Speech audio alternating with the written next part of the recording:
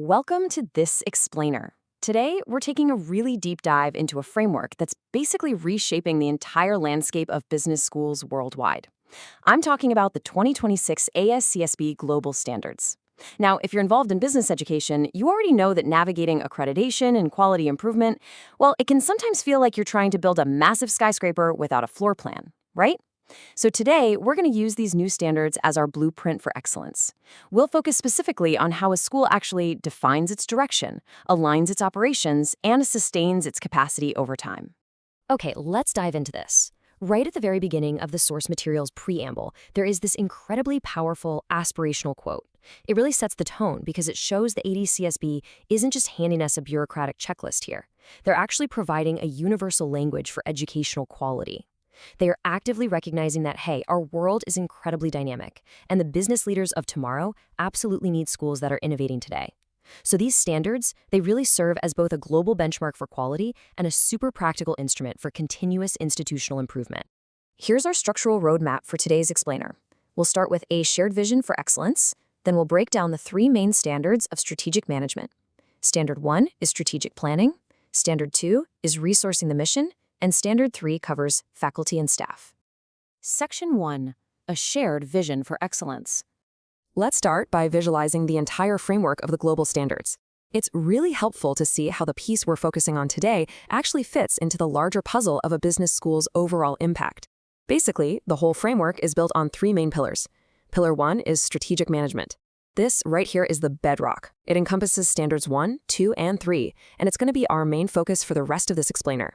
And honestly, without this strategic foundation, the other pillars just can't stand. Just for a little context, the second pillar is learner success. This covers things like curriculum, assurance of learning, and learner progression. This is essentially where the strategy meets the student. Let's move to and see how this builds into the third pillar, pathways to impact. This one encompasses teaching effectiveness, the impact of scholarship, and broader societal engagement.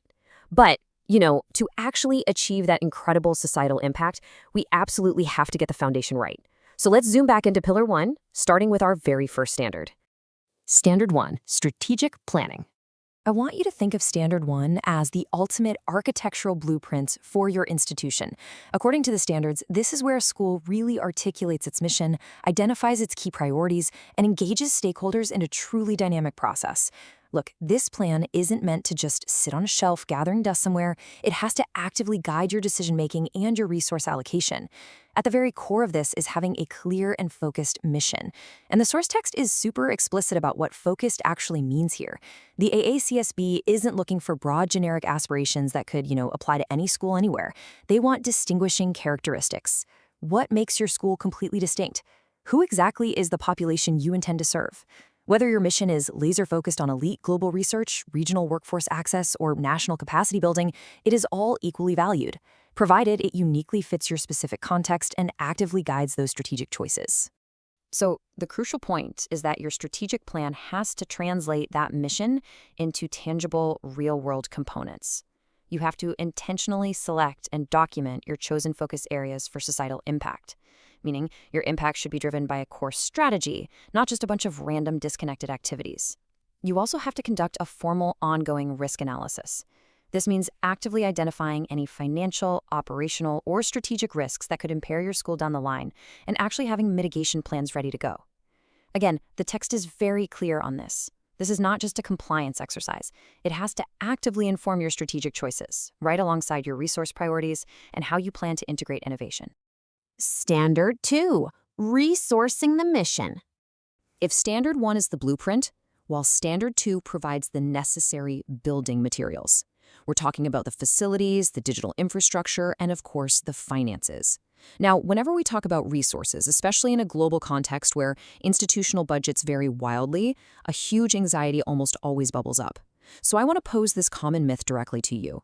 Does AACSB quality require massive financial resources? Do you need $1 billion endowment just to meet these global standards? The answer, emphatically, is no. No way. The standard states incredibly clearly that evaluation is not about absolute budget size, and it's certainly not about having the most expensive real estate in town. It's about sufficiency. The real question is, are your resources sufficient to support your specific, stated mission, your chosen delivery modalities, and your specific learner populations? And this brilliantly illustrates the difference between absolute scale and strategic alignment. The common myth is that you have to somehow outspend those highly resourced institutions. But the reality of Standard 2 is that it simply demands financial sustainability and resilience. It requires that your learning spaces, whether they're traditional classrooms, hybrid setups, or entirely digital environments, are genuinely fit for purpose. It means your technology infrastructure actually empowers your faculty and staff to deliver on the strategic promises you made. At the end of the day, it's all about alignment. Standard 3. Faculty and staff. So, with the blueprint drawn and the materials gathered, we need the master builders to actually execute the vision. To ensure quality, the AACSB requires schools to classify their faculty into 4 main categories. This is based on a combination of their initial preparation and their sustained activity.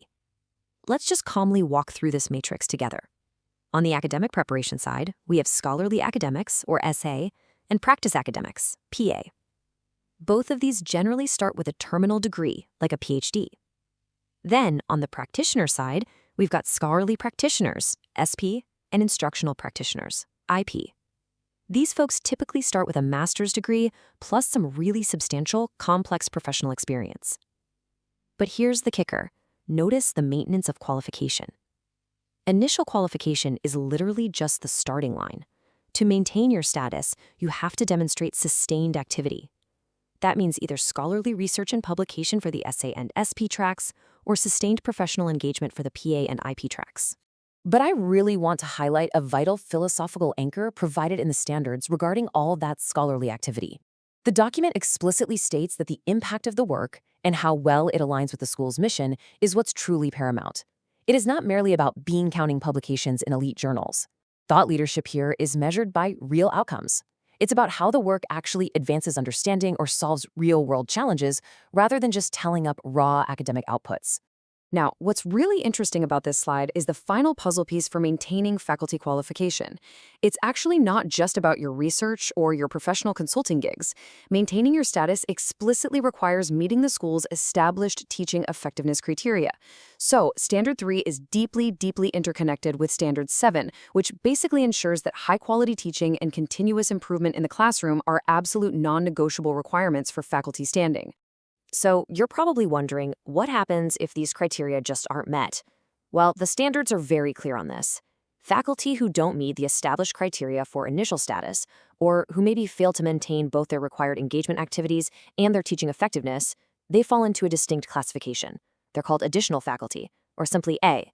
Managing this balance and making sure that the vast majority of your faculty are fully qualified and actively engaged is a huge core component of resourcing your mission effectively. Wow, okay, we have covered a lot of ground today. We've looked at the foundational architecture of the 2026 AACSB Global Standards. Everything from crafting a truly distinctive mission to aligning your physical and financial resources, all the way to empowering a highly qualified and effective faculty. As we wrap up this explainer, I want to leave you with one final, really provocative question to maybe take back and ask yourself and your leadership team. When you look at your institution's strategic management, is your strategy just a compliance exercise designed to satisfy reviewers, or is it a true living blueprint for making a lasting impact? Thank you so much for joining me for this deep dive, and keep building towards excellence.